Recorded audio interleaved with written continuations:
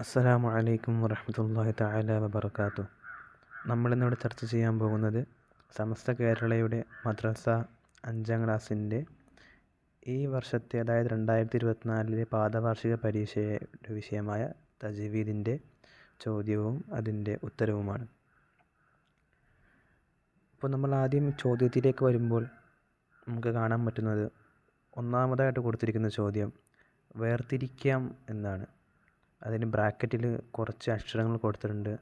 ഖാഫ്, ത്വാ, സ്വാദ്, ളാദ്, ത്വാ, ജീമ്, ദാല്, ളാ, ബ എന്നീ കുറച്ച് അക്ഷരങ്ങൾ ഇതിൽ കൊടുത്തിട്ടുണ്ട്. അതിൻ്റെ അടിയിൽ 2 ഓപ്ഷൻസാണ് കൊടുത്തിട്ടുള്ളത്.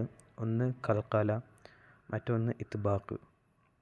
അപ്പോൾ നമ്മളിതിൽ എന്താ ചെയ്യേണ്ടതെന്ന് വെച്ച് കഴിഞ്ഞാൽ, ഈ ബ്രാക്കറ്റിൽ നിന്ന് ഏതൊക്കെയാണോ ഇതിൽ തന്നിട്ടുള്ള കൽക്കലയുടെ അക്ഷരങ്ങൾ അതെടുത്ത് ഇതിൽ എഴുതുക. ഇപ്പോൾ കൽക്കലയുടെ അക്ഷരങ്ങൾ നോക്കുകയാണെങ്കിൽ ഖാഫ്, ത്വാ, ബ, ജീമ്, ദാല് ഇതൊക്കെ കൽക്കലയുടെ അക്ഷരങ്ങളാണ്. പിന്നെ ബാക്കിയുള്ളതൊക്കെ എന്താണ്? ഇത്ബാഖിൻ്റെ അക്ഷരങ്ങളാണ്. അതായത് സ്വാദ്, ളാദ്, ത്വാ, ളാ ഇവയെല്ലാം ഇത്ബാഖിൻ്റെ അക്ഷരങ്ങളാണ്.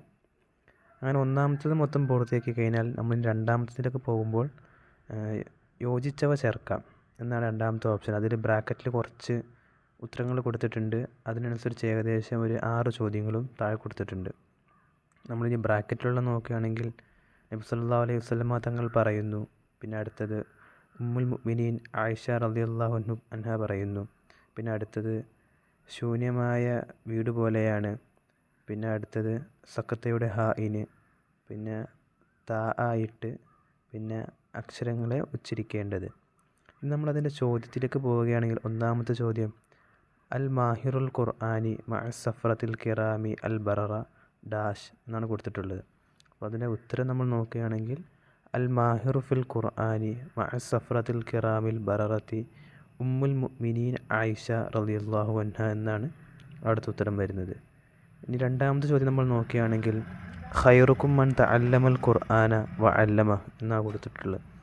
അപ്പോൾ അതിന് ഉത്തരം നമ്മൾ നോക്കുകയാണെങ്കിൽ ഖൈറുക്കും മൻ തഅല്ലമൽ ഖുർആന വ അല്ലമഹു നബി സല്ലല്ലാഹു അലൈഹി വസല്ലം തങ്ങൾ പറയുന്നു എന്നെന്ത് ചെയ്യണം, അതിലാണ് അതിന് ഉത്തരം വരുന്നത്. നമ്മൾ മൂന്നാമത്തേക്ക് നോക്കുകയാണെങ്കിൽ സിഫത്തുകൾ പാലിച്ചു കൊണ്ടാണ് ഡാഷ് എന്നാണ് ചോദ്യമുള്ളത്. അപ്പോൾ അതിൻ്റെ ഉത്തരം നമ്മൾ എഴുതുകയാണെങ്കിൽ സിഫത്തുകൾ പാലിച്ചു കൊണ്ടാണ് അക്ഷരങ്ങൾ ഉച്ചരിക്കേണ്ടത്. ഇനി നമ്മൾ നാലാമത്തെ ചോദ്യം നോക്കുകയാണെങ്കിൽ തഅനീസിൻ്റെ ഹാഇന് ചേർത്തി ഓതുമ്പോൾ ഉച്ചരിക്കേണ്ടത് ഡാഷ് എന്നാണ് ചോദ്യം. അപ്പോൾ നമ്മളിനി അതിൻ്റെ ഉത്തരം നോക്കി എഴുതുകയാണെങ്കിൽ തഅനീസിൻ്റെ ഹാഇനെ ചേർത്തി ഓതുമ്പോൾ ഉച്ചരിക്കേണ്ടത് താ ആയിട്ടാണ്. ഇനി നമ്മൾ അഞ്ചാമത്തെ ചോദ്യം നോക്കുകയാണെങ്കിൽ എപ്പോഴും സുക്കൂനായിരിക്കും ഡാഷ് എന്നാണ് ചോദ്യം. ഇനി നമ്മളതിൻ്റെ ആൻസർ നോക്കുകയാണെങ്കിൽ എപ്പോഴും സുക്കൂനായിരിക്കും സക്കത്തയുടെ ഹാഇന് എന്നാണ് അതിൻ്റെ ഉത്തരം വരുന്നത്. ഇനി നമ്മൾ ആറാമത്തെ ചോദ്യം നോക്കുകയാണെങ്കിൽ അല്പമെങ്കിലും ഖുർആൻ മനഃപ്പാഠം ഇല്ലാത്തവൻ്റെ ഹൃദയം ഡാഷ് എന്നാണ് ചോദ്യത്തിലുള്ളത്. ഞാൻ ബ്രാക്കറ്റിൽ നിന്ന് ഉത്തരം നോക്കി എഴുതുകയാണെങ്കിൽ അല്പമെങ്കിലും ഖുർആൻ മനഃപ്പാഠമില്ലാത്തവൻ്റെ ഹൃദയം ശൂന്യമായ വീട് പോലെയാണ്.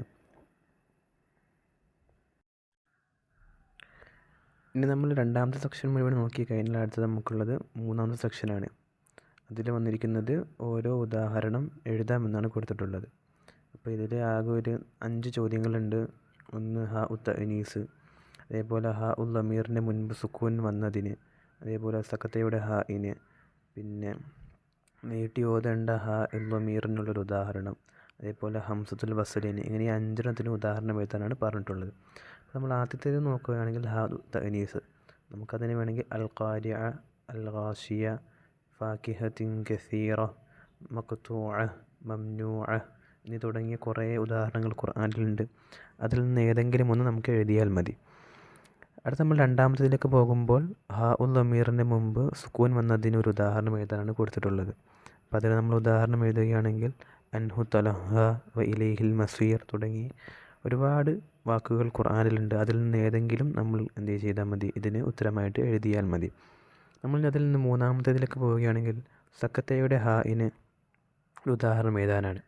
അതിൽ നമുക്കിപ്പോൾ എഴുതാൻ പറ്റുന്നത് മാഹിയ, ഇഖ്തദി, മാലിയ, ഹിസാബിയ, കിതാബിയ തുടങ്ങി കുറേ ഉദാഹരണങ്ങൾ ഖുർആൻ തന്നെ വന്നിട്ടുണ്ട്. അപ്പോൾ അതിൽ നിന്ന് ഏതെങ്കിലും നമ്മൾ എഴുതിയാൽ മതി.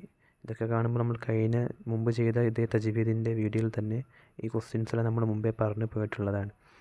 ഇത് നമ്മൾ 4ാമത്തെ ചോദ്യം നോക്കുകയാണെങ്കിൽ നീട്ടി ഓതേണ്ട ഹ ഉൽ ദമീറിന് ഉദാഹരണം എഴുതാനാണ്. അതിൽ നമുക്ക് ലഹു മാഫിസ് സമാവാതി ബിഹി യസ്തഅജിലൂൻ എന്നീ തുടങ്ങിയ ഉദാഹരണങ്ങളിൽ നിന്ന് ഏതെങ്കിലും ഒരു ഉദാഹരണം നമുക്ക് എഴുതിയാൽ തന്നെ ധാരാളമാണ്. പിന്നെ നമ്മൾ 5ാമത്തെ ചോദ്യം നോക്കുകയാണെങ്കിൽ ഹംസത്തുൽ വസ്ലിന് ഒരു ഉദാഹരണം എഴുതാനാണ്. അപ്പോൾ ഹംസത്തുൽ വസ്ലിന് ഉദാഹരണമായിട്ട് ഇതിൽ കൊടുത്തിട്ടുള്ളത് വഖ്ശോനിൽ യൗം ലിനഫ്സി ഇദ്ഹബ് ഈസ ഇബ്നു മറിയം ഇത് ഖാലത്ത് ഇംറഅതു തുടങ്ങി കുറേ ഉദാഹരണങ്ങൾ നമുക്ക് എന്ത് ചെയ്യാൻ പറ്റും, ഇതിൽ എഴുതാൻ പറ്റും. ഇനി നമ്മളങ്ങനെ 3ാമത്തത് മൊത്തം എഴുതി കഴിഞ്ഞിട്ട് 4ാമത്തതിലേക്ക് പോകുമ്പോൾ ഉദ്ദേശം എഴുതാം എന്നാണ് 4ാമത്തെ സെക്ഷൻ.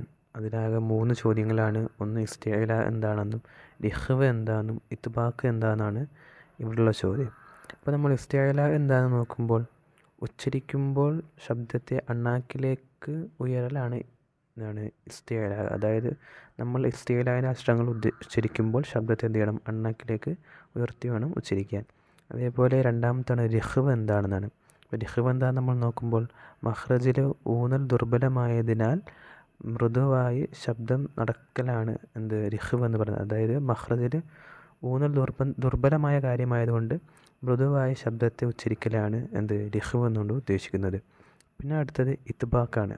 നമ്മൾ ഇത്ബാഖ് എന്താണെന്ന് നോക്കുകയാണെങ്കിൽ നാവിൻ്റെ മധ്യഭാഗം അണ്ണാക്കുമായി ചേരലിനെയാണ് ഇത്ബാഖ് എന്നുകൊണ്ട് ഉദ്ദേശിക്കുന്നത്. അങ്ങനെ നമ്മൾ 4 എഴുതി കഴിഞ്ഞപ്പോൾ അടുത്ത് നമ്മൾ പോകുന്നത് 5ാമത്തേതിലേക്കാണ്. 5ാമത്തേതിൽ ഉത്തരം എഴുതാം എന്ന് പറഞ്ഞുകൊണ്ട് ഏകദേശം ഒരു 3 ചോദ്യമുണ്ട്. അതിൽ 1ാമത്തെ ചോദ്യം ഹംസത്തുൽ വസ്ൽ എന്നാൽ എന്താണ്, അതേപോലെ 2ാമത്തെ ചോദ്യം ഹംസത്തുൽ ഖത്അ എന്നാൽ എന്താണ്, അതേപോലെ 3ാമത്തെ ചോദ്യം സിഫത്തുകൾ എന്ന് പറയുന്നു ഏതിന്. ഇങ്ങനെയാണ് ഈ 3 ചോദ്യങ്ങൾ തന്നിട്ടുള്ളത്.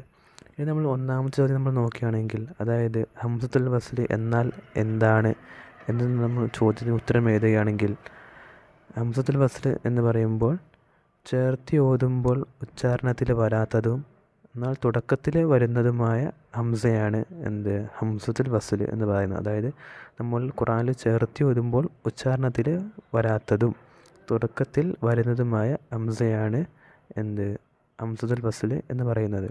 ഇനി ഇതിൽ 2ാമത്തെ ചോദ്യം ഹംസത്തുൽ ഖത്അ എന്നാൽ എന്താണ് എന്നാണ്. നമ്മൾ ഹംസത്തുൽ ഖത്അ എന്താണെന്ന് നോക്കിക്കഴിഞ്ഞാൽ തുടക്കത്തിലും ചേർത്തി ഓതുമ്പോഴും ഉച്ചാരണത്തിൽ വരുന്ന ഹംസയാണ് ഹംസത്തുൽ ഖത്അ. അതായത് തുടക്കത്തിലും അതേപോലെ നമ്മൾ ചേർത്തി ഓതുമ്പോഴും ഉച്ചരിക്കുമ്പോൾ എന്ത് ചെയ്യണം, ആ ഹംസ വരണം.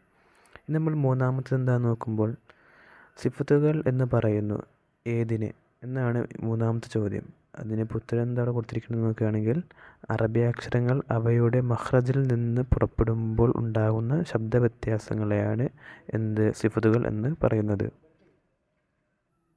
അതായത് സിഫത്തുകൾ എന്ന് പറയുന്നത് അറബി അക്ഷരങ്ങൾ അവയുടെ മഖ്റജിൽ നിന്ന് പുറപ്പെടുമ്പോൾ ഉണ്ടാകുന്ന ശബ്ദ വ്യത്യാസത്തിനാണ് എന്ത് സിഫത്തുകൾ എന്ന് പറയുന്നത്. അങ്ങനെ നമ്മൾ 5ാമത്തെ എഴുതി കഴിഞ്ഞ് 6ാമത്തതിലേക്ക് പോകുമ്പോൾ 2 വീതം എഴുതാം എന്നുള്ളൊരു ചോദ്യഭാഗമാണ്. അതിലാകെ 2 ചോദ്യമാണ് ഉള്ളത്. അതിൽ 1ാമത്തെ ചോദ്യം പതിവായി ഓതൽ സുന്നത്തുള്ള ആയത്തുകൾ, പിന്നെ അതിൽ 2ാമത്തെ ചോദ്യം പതിവായി ഓതൽ സുന്നത്തുള്ള സൂറത്തുകൾ. അപ്പോൾ ഇതിൽ നമ്മൾ 1ാമത്തതിൻ്റെ ഉത്തരം അതായത് പതിവായി ഓതൽ സുന്നത്തുള്ള ആയത്തുകൾ എന്നുള്ളത് നോക്കുകയാണെങ്കിൽ ഒന്ന് ആയത്തുൽ കുർസി, പിന്നെ ലൗ അൻസൽന, പിന്നെ ആമന റസൂൽ. ഇതിൽ 2 എഴുതിയാൽ മതി. പിന്നെ നമ്മൾ 2ാമത്തെ ചോദ്യത്തിലേക്ക് കടക്കുകയാണെങ്കിൽ അതായത് പതിവായി ഓതൽ സുന്നത്തുള്ള സൂറത്തുകൾ ഏതൊക്കെയാണ് 2ാമത്തെ ചോദ്യം.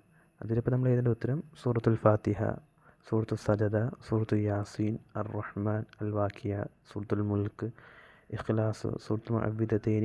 ഇതെല്ലാം എന്താണ് പതിവായി ഓതൽ സുന്നത്തുള്ള സൂറത്തുകളിൽ പെട്ടതാണ്. അങ്ങനെ നമ്മൾ 6ാമത്തത് എഴുതി കഴിഞ്ഞ് പിന്നെ 7ാമത്തത് വരുമ്പോഴാണെങ്കിൽ പൂരിപ്പിക്കാം ഒരു ചോദ്യമാണ്. ആ ഒരു ചോദ്യം മാത്രമേ ഉള്ളൂ. അതിൽ പൂരിപ്പിക്കാം എന്നാണ് കൊടുത്തിട്ടുള്ളത്. ഇതിലെ ചോദ്യം എങ്ങനെയാണ്, 5ഉം 6ഉം 7ഉം ഡാഷ് ഹർഫുകളുണ്ട്. 5ൽ കുറവുള്ളതോ ഡാഷ് കൂടുതലുള്ളതോ ഇല്ല എന്നാണ് ചോദ്യം. അതായത് അതിൽ ഉത്തരം നമ്മൾ നോക്കുകയാണെങ്കിൽ 5ഉം 6ഉം 7ഉം സിഫത്തുകളുള്ള ഹർഫുകളുണ്ട്. 5ൽ കുറവുള്ളതോ 7ൽ കൂടുതലുള്ളതോ ഇല്ല എന്നാണ് അതിൻ്റെ ഉത്തരം വരുന്നത്. അപ്പോൾ ഈ വീഡിയോ ഇഷ്ടപ്പെട്ടെങ്കിൽ സബ്സ്ക്രൈബ് ചെയ്യുക, ഇതേപോലെ ലൈക്ക് ചെയ്യുക, കമൻറ്റ് ചെയ്യുക. ഇതേപോലുള്ള വീഡിയോകൾ ഇനിയും കിട്ടാൻ വേണ്ടി നിങ്ങൾ സബ്സ്ക്രൈബ് ചെയ്ത് കാത്തിരിക്കുക.